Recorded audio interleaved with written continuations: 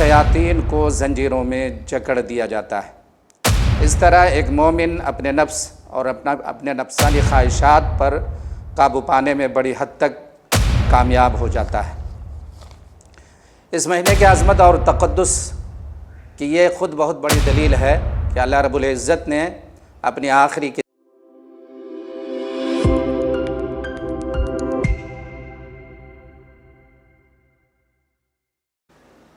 بسم اللہ الرحمن الرحیم الحمدللہ رب العالمین والصلاة والسلام علی سید المرسلین وعلی آلہ واصحابہ اجمعین الی یوم الدین، اما بعد فاعوذ باللہ من الشیطان الرجیم، بسم اللہ الرحمن الرحیم، یا ایہا الذین آمنوا کتب علیکم الصیام کما کتب علی الذین من قبلکم لعلکم تتقون۔ صدق اللہ العظیم۔ محترم ناظرین و سامعین، السلام علیکم ورحمۃ اللہ وبرکاتہ۔ رمضان المبارک اور روزے کی فضیلت اور اہمیت کے تعلق سے قرآن و حدیث کی روشنی میں کچھ باتیں آپ کے سامنے پیش کرنے جا رہا ہوں۔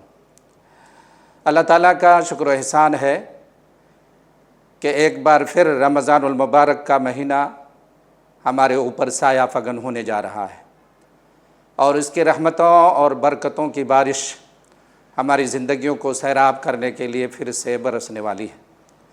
رمضان المبارک کی عظمت و برکت کا کیا کہنا، جسے خود اللہ کے رسول صلی اللہ علیہ وسلم نے شہر مبارک اور شہر عظیم قرار دیا ہے، یعنی بڑی عظمت والا مہینہ اور بڑی برکت والا مہینہ۔ یہ وہ مہینہ ہے جس میں زمین سے لے کر آسمان تک کئی طرح کی خوشگوار تبدیلیاں رونما ہوتی ہیں۔ جنت کے دروازے کھول دیے جاتے ہیں اور جہنم کے دروازے بند کر دیے جاتے ہیں، اور شیاطین کو زنجیروں میں جکڑ دیا جاتا ہے۔ اس طرح ایک مومن اپنے نفس اور اپنے نفسانی خواہشات پر قابو پانے میں بڑی حد تک کامیاب ہو جاتا ہے۔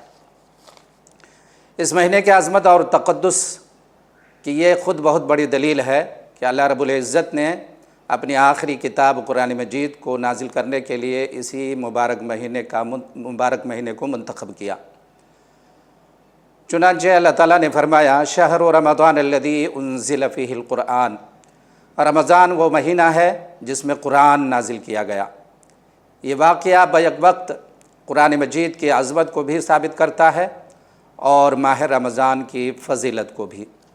رمضان کی انہی خصوصیات کی وجہ سے اللہ تعالیٰ نے اس بابرکت مہینے کو روزے جیسی عظیم عبادت کے لیے مخصوص فرمایا۔ چنانچہ قرآن مجید میں اللہ تعالیٰ نے فرمایا، یا ایہا الذین آمنوا کتب علیکم الصیام کما کتب علی الذین من قبلکم لعلکم تتقون۔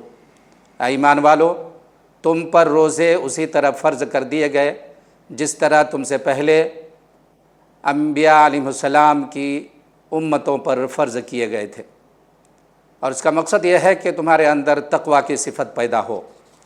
اس آیت سے ایک بات تو یہ معلوم ہوئی کہ روزے پچھلی امتوں میں بھی فرض رہے تھے، اور دوسری بات یہ کہ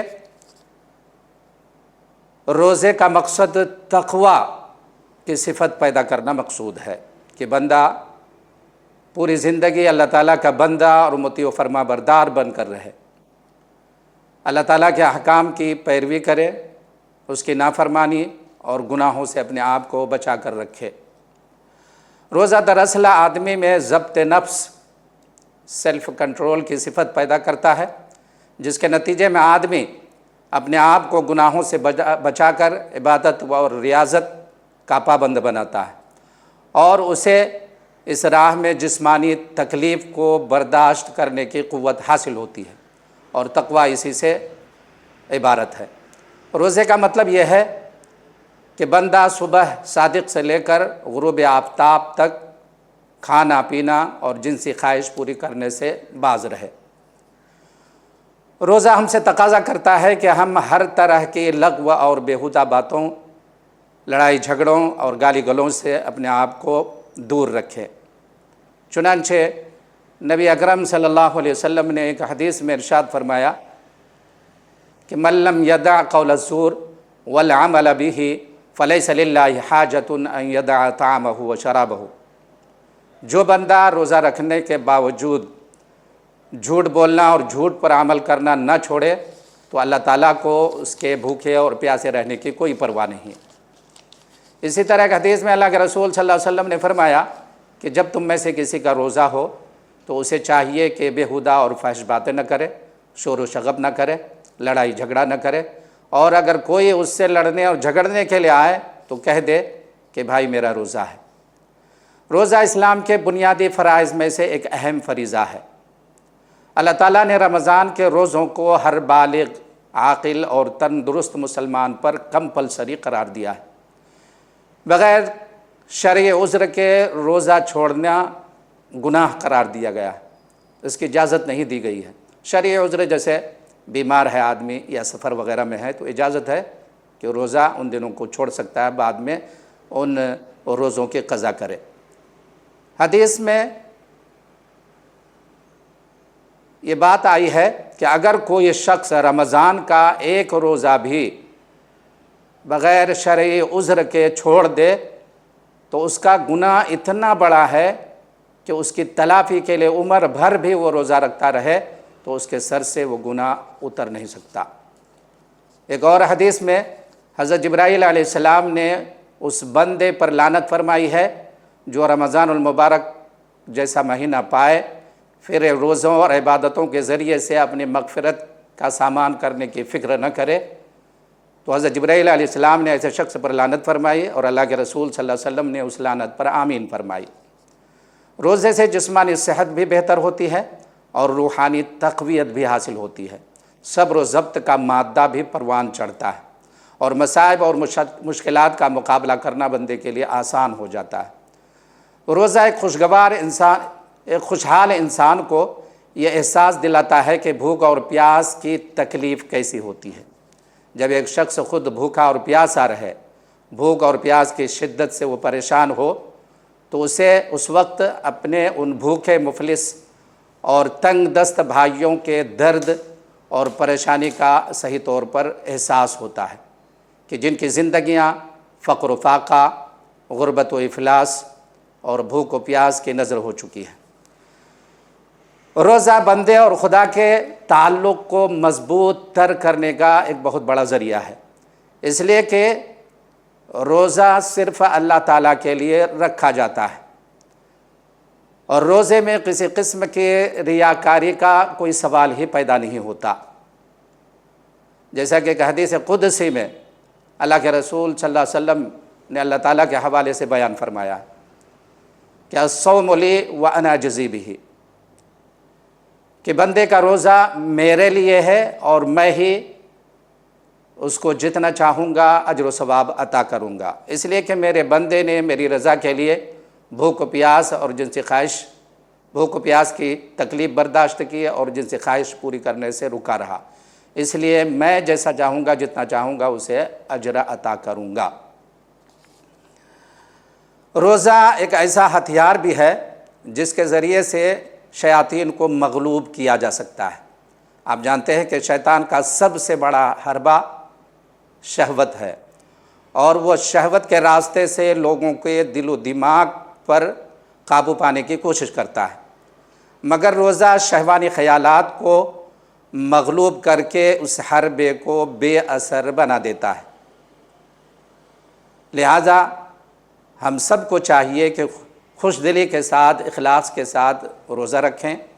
جو بندہ ایمان کی حالت میں اور اخلاص کے ساتھ روزہ رکھتا ہے تو اللہ کے رسول صلی اللہ علیہ وسلم نے پچھلے سارے گناہوں کی معافی کی بشارت سنائی ہے۔ چنانچہ حدیث میں اللہ کے رسول صلی اللہ علیہ وسلم نے فرمایا کہ من صام رمضان ایمانا و احتسابا غفر له ما تقدم من ذنبہ، کہ جس نے ایمان اور ثواب کی نیت سے روزہ رکھا اس کے پچھلے سارے گناہ یعنی صغیرہ گناہ معاف کر دیے جاتے ہیں۔ اسی طرح جو بندہ رمضان کے راتوں میں تراویح پڑھے ایمان و احتساب کے ساتھ تو اس کے پچھلے گناہ معاف کر دیے جاتے ہیں۔ اسی طرح جو بندہ لیلۃ القدر میں قیام کرے ایمان و احتساب کے ساتھ ثواب کی نیت سے تو اللہ تعالیٰ اس کے بھی پچھلے گناہ معاف کر دیتا ہے۔ اس سلسلے میں ایک حدیث بڑی جامع ہے اور بڑی خوش آئند ہے کہ اللہ کے رسول صلی اللہ علیہ وسلم نے فرمایا کہ روزے داروں کے لیے جنت میں ایک دروازہ ہے جسے باب الریان کہا جاتا ہے۔ قیامت کے روز اللہ تعالیٰ روزے داروں کو پکارے گا کہ کہاں ہیں وہ بندے جو اللہ تعالیٰ کی خاطر بھوک و پیاس کی تکلیف برداشت کرتے تھے۔ چنانچہ وہ اس پکار پر چل پڑیں گے، ان کے علاوہ کوئی نہیں جائے گا۔ پھر وہ روزے دار باب الریان سے جنت الفردوس میں پہنچ جائیں گے، ان کے علاوہ کسی اور کا اس دروازے سے داخلہ نہیں ہوگا۔ محترم سامعین، رمضان المبارک کی آمد ہے، بس چند دن رہ گئے ہیں۔ ضرورت اس بات کی ہے کہ ہم ذہنی اور فکری طور پر رمضان کا استقبال کرنے کے لیے تیار ہو جائیں۔ اللہ تعالیٰ نے ایک موقع ہمیں زندگی میں پھر عطا کیا ہے، اس موقع سے بھرپور فائدہ اٹھائیں اور پھر رمضان المبارک کے اندر وہ ریاضت، وہ عبادت کرنے کی کوشش کریں کہ ہماری زندگی میں ایک طرح سے انقلاب برپا ہو جائے۔ جہاں ہمارے گناہ معاف ہوں، وہیں ہمارے درجات بلند ہوں، اور پھر یہ رمضان ہماری زندگی کے لیے کامیابی کا بہت بڑا ذریعہ بن جائے۔ آمین یا رب العالمین، وآخر دعوانا ان الحمد للہ رب العالمین۔